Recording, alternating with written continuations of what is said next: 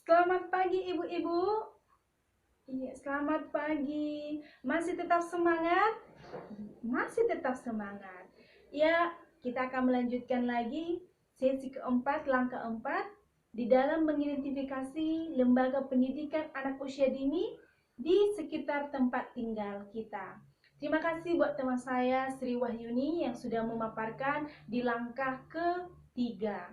Baik ibu-ibu, perkenalkan nama saya Esther Polima Tambunan. Saya pendamping PKH dari Kabupaten Tapanuli Utara, Kecamatan Muara. Di kesempatan ini kita akan mendiskusikan mengenai informasi tentang lembaga pendidikan anak usia dini. Tapi sebelumnya ibu-ibu, saya ingin mengajak ibu semuanya untuk membaca flip chart ini. 1, 2, 3 ya. Dukung pendidikan anak dan untuk anak usia dini, mulailah dengan bermain bersama di rumah. Iya, bermain dan belajar di rumah ya ibu-ibu. Di kesempatan ini kita akan berdiskusi. Sebenarnya untuk apa sih anak itu berpendidikan? Untuk pendidikan ini merupakan hak yang harus dipenuhi untuk anak kita. Ini merupakan hak yang harus dipenuhi.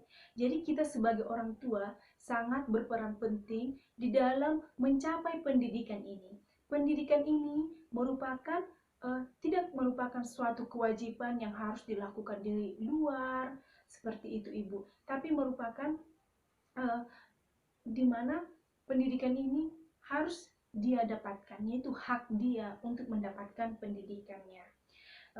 Yang saya tekankan kepada ibu, untuk mencapai pendidikan ini bisa didapat dari rumah. Ini ya ibu, untuk anak usia dini mulailah dengan bermain bersama anak di rumah dengan berbagai permainan yang sudah permainan-permainan yang bisa merangsang motorik anak kita, merangsang perkembangan anak kita, itu merupakan pendidikan.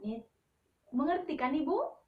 Iya, itu merupakan suatu pendidikan. Jadi kesempatan ini saya ingin menanyakan kepada Ibu Nurul, bagaimana Ibu pendapat Ibu tentang pendidikan anak usia dini?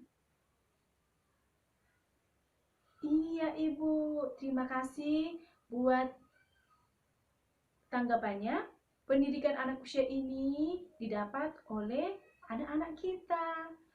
Saya ingin menambah ya Ibu, biar lebih jelas bahwa pendidikan anak usia dini ini adalah pendidikan yang didapat sejak lahir sampai 6 tahun.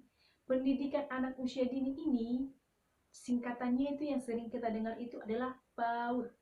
Anak PAUD gitu ya Bu ya, anak PAUD. Jadi dengan adanya PAUD, pendidikan anak usia dini, ini merupakan suatu upaya sejak dia lahir sampai 6 tahun untuk dia siap memasuki pendidikan ke jenjang pendidikan selanjutnya. Oke, saya ingin menanyakan lagi kepada Ibu Nurida.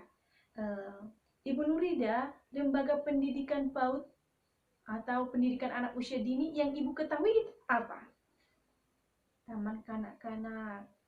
Iya, betul sekali. Taman kanak-kanak. Jadi, pendidikan anak usia dini ini, Ibu, pendidikan anak usia dini ini dibagi atas dua, formal dan non-formal. Kalau dia formal, yaitu taman kanak-kanak yang sering kita dengar dengan kata TK. Non-formal ini adalah taman bermain. Di sini taman bermain ini sering kita ketahui dengan playgroup. Playgroup, play artinya bermain. Grup ini grup, kelompok. Nah, playgroup, taman bermain. Yang berikutnya ini, taman penitipan anak. Taman penitipan anak ini dimulai dari 0 sampai 4 tahun ibu-ibu. Jadi walaupun dia sejak lahir dia udah dititipkan, tapi beda ya ibu setelah masa nifasnya ya ibu ya. Dia sudah dititipkan ke penitipan, kemungkinan karena orang tuanya yang sudah bekerja, karena orang tuanya tidak bisa menjaganya, maka diberikan penitipan. Seperti itu ya Ibu ya. Jadi di kesempatan ini juga Ibu, ketika anak kita sudah berumur 3 tahun, dia tidak semata-mata untuk dititipkan. Di sini juga dia belajar tentang berhitung, belajar mewarnai, belajar mengenal warna. Di sini juga dia diberikan pendidikan. Selanjutnya itu apa Ibu? Satuan paut sejenis. Satuan paut sejenis ini seperti apa? Ini yang paling sering kita temui Ibu di rumah-rumah kita, di sekitar kita, yaitu posyandu, sekolah minggu, pendidikan Al-Quran. Di sini kan Ibu, anak-anak kita mendapatkan pendidikan juga. Kalau dia belajar mengenai apa, belajar di posyandu, itu ada Ibu. Kalau di posyandu itu merupakan pendidikan. Ketika anak kita bisa menyusun kubus seperti ini Bu, bisa disusun kubus-kubusnya, itu pendidikan. Merangsang kesabarannya, merangsang konsentrasinya, seperti itu Ibu. Selanjutnya, sekolah minggu. Di sekolah minggu ini dia diajari tentang bagaimana menjadi seorang anak yang taat, beribadah, rohaninya diberikan rohaninya memberikan pembaharuan, rangsangan rohani, sehingga perkembangan rohaninya, jasmaninya itu berkembang. Seperti itu ya Ibu ya. Selanjutnya pendidikan Al-Quran. Sejak dia kecil dia sudah diajarkan membaca Al-Quran. Seperti itu ya Ibu ya. Karena pada dasarnya ini TK ini merupakan jembatan lingkungan keluarga dengan masyarakat, yaitu di saat usia 4 sampai 6 tahun. Disinilah dia Ibu, jembatan dia dari rumah ke lingkungan. Disinilah dia berinteraksi dengan teman-temannya, sehingga hingga dia di umur 7 tahun dia sudah siap masuk ke jenjang pendidikan selanjutnya. Oke Ibu, bisa masuk akal? Bisa diterima Ibu? Iya, terima kasih pada Ibu yang sudah bisa menerima penjelasan saya. Selanjutnya saya ingin menanyakan Ibu, apa sih yang saya ingin menanyakan, apakah Ibu sudah memasukkan anak-anak kita ke PAUD? Iya, sebagian ada, sebagian belum. Untuk kesempatan ini, saya berikan waktu 3 menit saja kepada Ibu untuk mendiskusikan tentang apa sih yang menjadi kendala sehingga ibu tidak memasukkan anak kita ke PAUD. Yang berikutnya, bagaimana biaya memasukkan anak masuk ke PAUD. Selanjutnya saya ingin menanyakan bagaimana ibu selama ini, bagi-bagi ibu ya yang sudah memasukkan anaknya, kendala ibu sehingga ibu tidak memasukkan anaknya ke PAUD. Oke, terima kasih buat jawabannya. Kepada Ibu Sofia, yang menjadi kendala dia katanya itu jarak tempuh. Jarak tempuh. Iya, jarak tempuhnya itu sekitar jauh. Jadi sehingga saya menyarankan bahwa untuk anak pendidikan anak usia dini saya sarankan untuk jarak tempuhnya itu yang dekat, yang bisa dijangkau oleh orang tua. Seperti itu ya Ibu. Selanjutnya, bagaimana yang mereka dihadapi masukkan anak ke lembaga anak usia dini, kendalanya.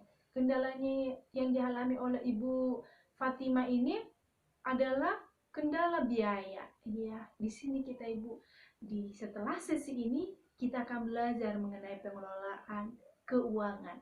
Disinilah kita sebagai orang tua harus siap menyekolahkan anak kita. Karena pada dasarnya kita butuh biaya, baik itu dari seragam, membeli buku, persiapannya untuk sarapannya, persiapan baik gizi, semuanya kita membutuhkan pembiayaan untuk hal itu ya Ibu ya. Di sini saya ingin memesankan kepada Ibu untuk memasukkan anaknya, cucu-cucunya yang sudah punya cucu di sini ya Ibu, untuk memasukkan anaknya ke pendidikan anak usia dini. Karena sudah saya bilang tadi Ibu, dengan mengawali dia memasuki pendidikan anak usia dini, dia akan siap memasuki pendidikan ke jenjang berikutnya, yaitu ke SD, pendidikan sekolah dasar. Di sini kita bisa membaca Ibu ya. Bisa kita lihat di sini ada manfaat bermain bagi anak. Iya, manfaat bermain bagi anak ini juga suatu pendidikan Ibu. Yaitu fisik, emosi, cara berpikir, sosial, dan bahasa. Dan ini yang paling penting di dalam penutupan diskusi kita untuk saat ini, yaitu manfaat pendidikan anak usia dini. Ini adalah manfaatnya Ibu bagi anak. Kita sama-sama membaca ya Ibu, bagi anak dan bagi orang tua. Yang pertama bagi anak. Bagi anak terbiasa menjalani rutinitas di sekolah. Nomor 2, terbiasa mengikuti aturan. Nomor 3, mendapatkan pembelajaran yang sesuai usia. Yang keempat, lebih percaya diri. Yang kelima, mampu beradaptasi dengan lingkungan baru. Yang keenam, lebih siap belajar di sekolah dasar. Dan bagi orang tua, bertambah teman. Iya, dengan dia berinteraksi, bersosialisasi, otomatis ibu-ibu di sini akan menanyakan, Ibu bagaimana anaknya? Juara berapa? Contohnya, kalau bagaimana perkembangannya? Udah bisa nggak dia Ibu berjalan, udah bisa nggak dia berhitung, membaca? Seperti itu ya Ibu. Ya, di sini terjadi interaksi antara teman-teman atau sesama orang tua.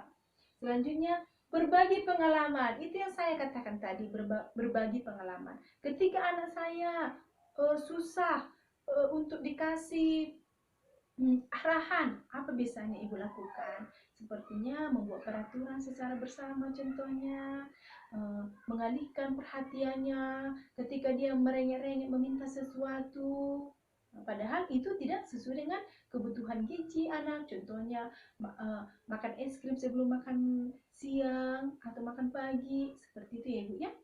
Selanjutnya, memiliki waktu untuk melakukan kegiatan rumah tangga. Iya, ketika ibunya, seperti tadi, taman penitipan anak, di ibunya seorang guru, contoh, atau pegawai kantoran, pulangnya jam 12. Nah, dia diberikan penitipan sebelum pulang dari kerjaannya. Selanjutnya, bisa bekerja untuk mendapatkan tambahan uang. Betul. Belajar cara mendidik anak dari guru. Iya, karena guru itu sudah profesional, sudah mendapatkan pendidikan. Jadi kita sebagai orang tua bisa saling komunikasi, berdiskusi kepada guru bagaimana mendidik anak yang baik itu. Oke Ibu, bisa diterima? Iya, besar harapan saya, ibu-ibu di sini yang belum memasukkan anaknya ke pendidikan anak usia dini, ke bulan depan saya sudah mendengarkan kabar bahagia bahwa anak ibu sudah masuk di pendidikan anak usia dini. Oke Ibu, semangat? Iya, semangat. Kalau saya bilang, are you ready? I'm ready. Bilangnya Ibu ya. I'm ready. Oke. Are you ready? I'm ready. Oke, Ibu. Selanjutnya saya berikan waktu kepada teman saya Yopi untuk memaparkan langkah berikutnya. Terima kasih.